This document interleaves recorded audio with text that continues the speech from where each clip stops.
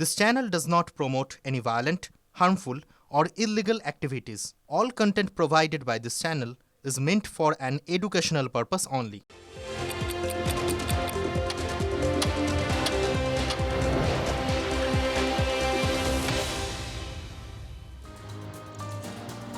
নমস্কার, দেখছেন 7/9 বাংলা। আপনাদের সঙ্গে রয়েছে আমি সম্প্রতি। শুরু করছি 5 কথা।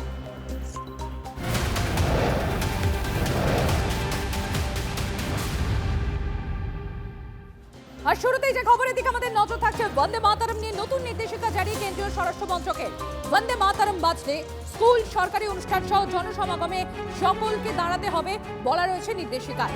আর কি কি রয়েছে নির্দেশিকায় আমরা জানবো। জ্যোতির্ময় রয়েছেন আমাদের সঙ্গে। আমি একবার সরাসরি চলে যাবো নয়াদিল্লিতে আমার সহকর্মী জ্যোতির্ময়ের কাছে।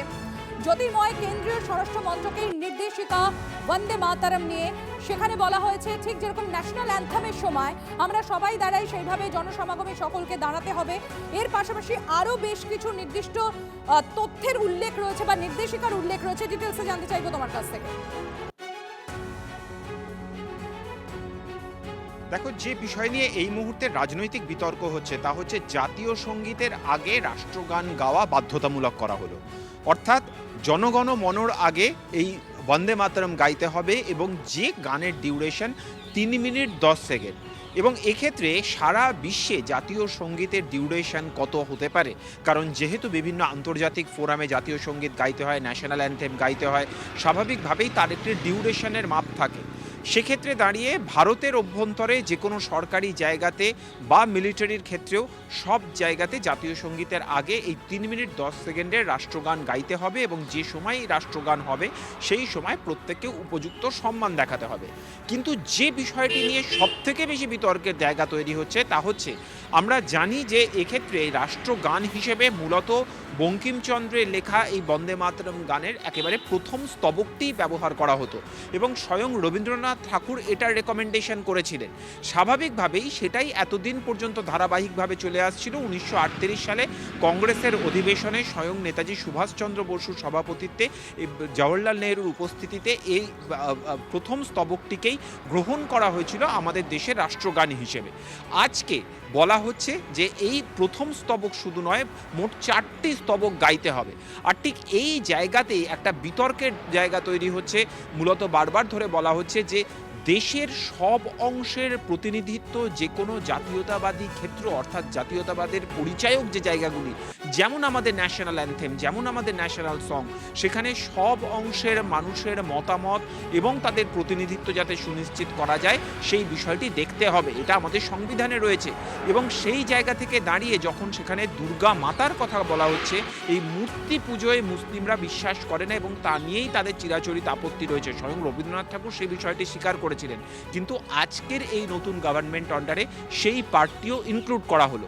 খুব তাৎপর্যপূর্ণভাবে তৃণমূল কংগ্রেস তারা বলছেন যে রবীন্দ্রনাথের পাশাপাশি বঙ্কিমচন্দ্রকে সম্মান জানানো হচ্ছে, এ নিয়ে তাদের কোনো আপত্তি নেই, তারা বিষয়টিকে সাদরে গ্রহণ করছে। কিন্তু যে সাম্প্রদায়িক দৃষ্টিভঙ্গি থেকে বিষয়টি করা হচ্ছে, বাংলার নির্বাচনের আগে একটি সুনির্দিষ্ট সংখ্যালঘু অংশের মানুষকে তাদের ওপরে স্নায়ুর চাপ বাড়ানোর জন্যই এই কাজটি করা হচ্ছে, মূলত এটার বিরোধিতা তারা করছেন। এ নিয়ে যে আগামী দিনে আরও বড় সংঘাতের জায়গা তৈরি হবে সে কথা বলার অপেক্ষা রাখে না। এবং সংসদের শীতকালীন অধিবেশনে এই রাষ্ট্রগান নিয়ে একটা দীর্ঘ আলোচনা হয়েছে এবং তখনও প্রত্যেকে এই অবস্থান তুলে ধরেছে। কিন্তু তারপরেও আজকে মিনিস্ট্রি অফ হোম অ্যাফেয়ার্সের তরফ থেকে একটি নোটিফিকেশান দেওয়া হয়েছে। কিন্তু খুব তাৎপর্যপূর্ণভাবে সেই নোটিফিকেশানও রয়েছে সাদা পাতায়, কোনো রকম লেটার হেড নেই বা কারোর স্বাক্ষর নেই। স্বাভাবিকভাবেই টেকনিক্যালিটিস নিয়েও কিন্তু প্রশ্ন থেকে যাচ্ছে।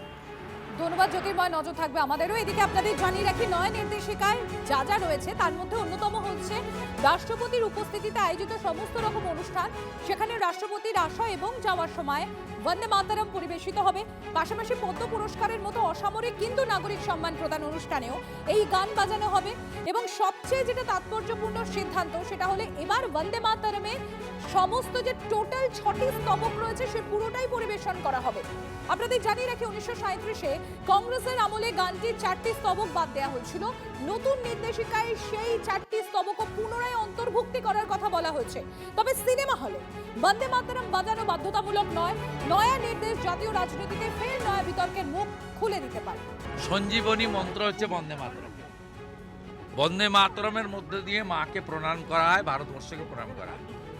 এটা ওয়েলকাম করছি, কার্যকর হওয়ার দাবি রাখছি, অনুরোধও করছি এবং এটাও বলে রাখছি যে পশ্চিমবঙ্গে এই সরকার কার্যকর করবে না।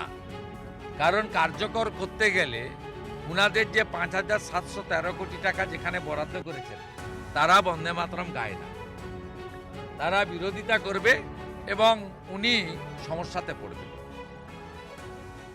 যারা বঙ্কিম সম্পর্কে ওয়াকিবহাল নয় তারা যদি হঠাৎ করে বঙ্কিম প্রেমী হন তাহলে ওই যে বেড়াল বলে মাছ খাবো না কাশি যাবো, বিজেপির অবস্থা হচ্ছে সেরকম। এই সময় দাঁড়িয়ে করার অর্থ ওই ঠিক যেভাবে বিজেপি ভোটের আগে রাম মন্দির করে, কারণ রামচন্দ্রকে ওরা ধর্ম হিসাবে নয় ভোট হিসাবে ব্যবহার করে, একইভাবে এখানেও বাঙালি সেন্টিমেন্ট, বঙ্কিমচন্দ্র, স্বাধীনতা সংগ্রাম, এইসব ইমোশনকে ভোটের স্বার্থে ব্যবহার করছে। ভোট মিটে গেলে দেখবেন বাংলা ভাষায় কথা বলার অপরাধে আবার পেটাবে বাঙালি বলে বাংলাদেশে পাঠিয়ে দেওয়া হুমকি দেবে। তাহলে কার্নিভালটা সম্পূর্ণ নাটক। দেবী দুর্গার প্রতি তার কোনো ভরসা নেই। মা দুর্গার পূজা এবার পশ্চিমবঙ্গে বন্ধ হতে চলবে। মা দুর্গার পূজা যে বন্ধ হতে চলেছে, যেভাবে বিভিন্ন সীমান্তবর্তী অঞ্চলে সরস্বতী পুজো, কালী পুজোর উপরে হামলা হচ্ছে, এবার পশ্চিমবঙ্গে কলকাতায় দুর্গা পুজো বন্ধ হবে, এটা তারই ইঙ্গিত বহন করছে। দেবী দুর্গার মধ্যে আজকে যদি কেউ সাম্প্রদায়িকতার গন্ধ খুঁজে পায় তার থেকে দুর্ভাগ্যজনক কিছু হতে পারে। আর যদি সেটা সাম্প্রদায়িক হয় তারপরেও দুর্গা থাকবে, ওই গান পুরো চলবে। আমাদের কাছে রবীন্দ্রনাথ এবং বঙ্কিমচন্দ্র দুজনেই আমাদের হৃদয়ে অবস্থান করে। এটার কোনো তুলনামূলক আলোচনা নিশ্চিতভাবে করা উচিত নয় বলেই আমরা মনে করি।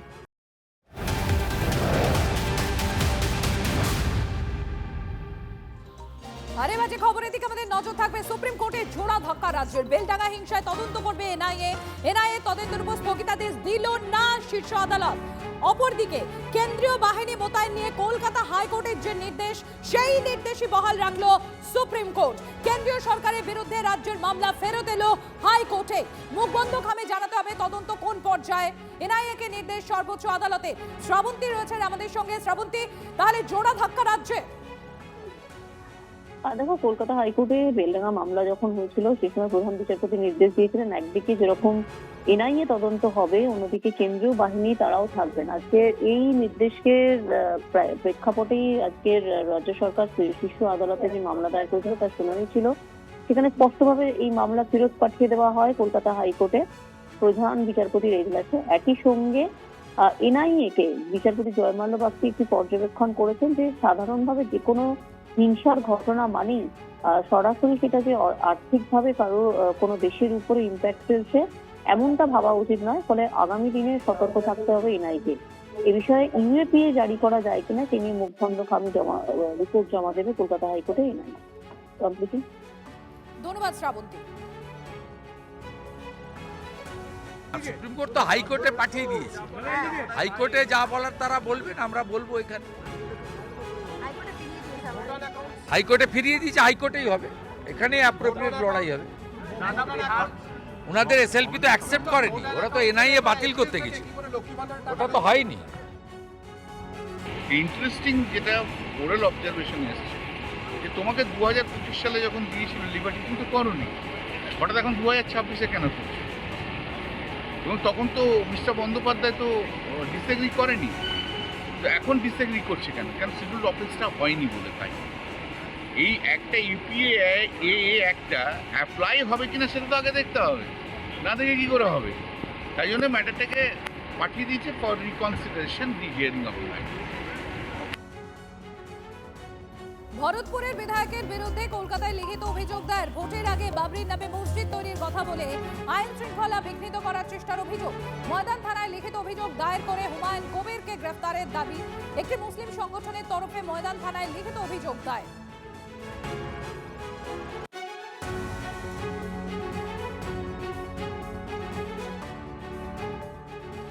हमने मैदान पुलिस स्टेशन में हुमायूं कबीर जो एमएलए हैं भरतपुर के, उन्नयन पार्टी के राष्ट्रीय अध्यक्ष हैं, उनके खिलाफ हमने मैदान थाने में एफआईआर दर्ज कराने के लिए एक कंप्लेन दिया है। उसी के नाम से हुमायूं कबीर की गिरफ्तारी हो, क्योंकि वो राज्य की कानून व्यवस्था बिगाड़ने का प्रयास किया जा रहा है, देश की कानून व्यवस्था बिगाड़ने का प्रयास किया जा रहा है। उस बाबरी मस्जिद का नाम इस्तेमाल किया जा रहा है, वो बाबरी मस्जिद को लेकर राइट हो चुके हैं, दंगे भड़क हुए थे पूरे देश के अंदर, उसका नाम इस्तेमाल करके यहाँ पे राज्य की कानून व्यवस्था बिगाड़ने का प्रयास किया जा रहा है। इसलिए बंगाल पुलिस तत्काल इसकी गिरफ्तारी करे, इसको जेल भेजने का काम करे। হুমায়ুনের বাবরি যাত্রা কাটছাট করল পুলিশ। 265 কিলোমিটার বাবরি যাত্রা কমে দাঁড়াবে 22 কিলোমিটারে। পলাশী থেকে ইটাহার পর্যন্ত যাত্রার ঘোষণা করেছিলেন হুমায়ুন কবির, কিন্তু পরীক্ষার কারণে হুমায়ুন কবিরকে অনুমতি দেয়নি মালদা পুলিশ। পলাশী থেকে মিছিল শুরু করে শেষ করতে হবে বাবরি মসজিদের নির্মাণ স্থলে। 100 গাড়ির বদলে 50 জনকে নিয়ে যাত্রা করবেন হুমায়ুন কবির। আগামী দিনে বাবরি মসজিদের গোটা ভারতবর্ষের মানুষকে আরও জানানোর জন্য বাবরি যাত্রা হবে। 235 কিলোমিটার হওয়ার কথা ছিল, 4 হুইলার গাড়ির কনভয় নিয়ে হওয়ার কথা ছিল, কিন্তু উচ্চ মাধ্যমিক পরীক্ষার জন্য 13 তারিখ শুক্রবার মালদা জেলা জুড়ে 30টা প্রায় রাস্তার ধারে পরীক্ষার্থীদের সেন্টার আছে, সেটাকে বিবেচনা করে এটাকে ছোট করে দেওয়া হলো। লং ছিল, ছোট হলো, এবং 50,000 লোককে নিয়ে 22 কিলোমিটার পায়ে হেঁটে বাবরি যাত্রা হবে। ট্যাবলো থাকবে বাবরি মসজিদের সমর্থনে।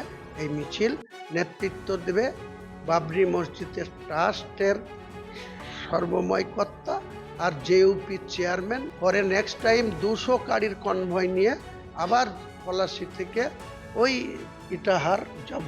সেটা প্রশাসনের সাথে কথা বলে পরীক্ষা থাকবে না, ছুটি থাকবে, সেই ডেটে নেক্সট টাইম সেটা ঘোষণা করব। পুরনো মাদক মামলায় হুমায়ুন কবিরের মেয়ে শ্বশুরবাড়ির প্রায় 11 কোটি টাকার সম্পত্তি বাজেয়াপ্তের পরেই চলছে রাজনীতির পার। আগামী শনিবার 1 লক্ষ লোক নিয়ে মুর্শিদাবাদে পুলিশ সুপারের অফিস ঘেরাওয়ের হুঁশিয়ারি হুমায়ুন কবিরের। এসপির কলার ধরে জবাব চাওয়া হবে বলে হুঙ্কার হুমায়ুন কবিরের। মুখ্যমন্ত্রীকে চ্যালেঞ্জ ছুড়ে আইন শৃঙ্খলা হাতে তুলে নেওয়ারও হুঁশিয়ারি জনতা উন্নয়ন পার্টি চেয়ারম্যানের। পুলিশের গুলি চালালে জবাব দেয়া হবে বাংলার সকেটে, হুঙ্কার হুমায়ুনের।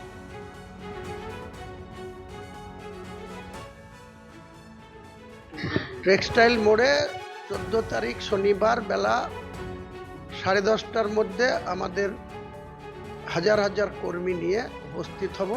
11টা থেকে টেক্সটাইল মোড় থেকে হেঁটে গোটা এসপি অফিসটা ঘিরব। 1 লাখ লোক নিয়ে গিয়ে এসপিকে দেখাবো ও কত বড় দাদা হয়েছে। তার কলার ধরে জবাব নেব 14 তারিখে, কলার ধরে।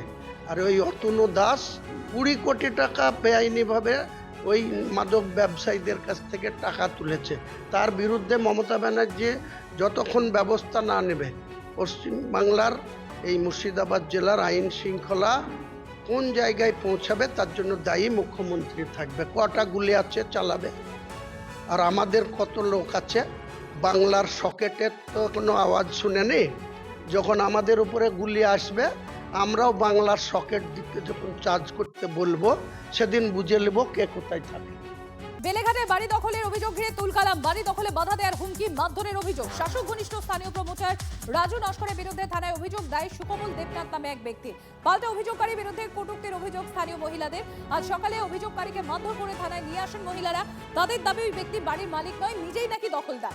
যদিও সব অভিযোগ উড়িয়ে দিয়েছেন সুকমল দেবনাথ। তার পাল্টা দাবি, থানায় অভিযোগ দায়ের করায় রাজু নস্করে মহিলাদের পাঠিয়ে তাকে হেনস্থার চেষ্টা করছে। উভয় পক্ষই থানায় অভিযোগ দায়ের করেছে। অতীতেও শাসক ঘনিষ্ঠ প্রমোটার রাজু নস্করের বিরুদ্ধে হুমকি, মারধর, বাড়ি দখলের মতো একাধিক অভিযোগ উঠেছে। অনেকদিন যাবৎ আমার বাড়িটা নেওয়ার জন্যে ছটফট করছে আর গুন্ডা পাঠাচ্ছে। গুন্ডা পাঠিয়ে বলছে, কে গুন্ডা পাঠাচ্ছে? রাজু নস্কর। রাজু নস্কর গুন্ডা পাঠিয়ে বলছে যা ওকে গিয়ে থ্রেট করে আয়, বাড়িটা আমি কিনেছি। বাড়িটা আমরা 75 বছর থেকে আমরা এই বাড়িতে রয়েছি। আমার দাদু, আমার বাবা, আমরা এখন 75 বছর থেকে রয়েছি। আমার নয়, এটা তো কোর্ট বিচার করবে। ওরা বিচার করবার কে? ওরা তো বিচার করার নেই, কোর্ট আছে, যখন কোর্টে যাচ্ছে না কেন? ওই তো হবে, মহিলাকে পাঠিয়েছে, এত মহিলাকে রাজু নস্কর পাঠিয়েছে। রাজু নস্করের সব টিমের মহিলা আমার নামে বদনাম করবে, আমাকে মারবে, আমাকে মেরেছে। এই দেখুন লাল ইয়ে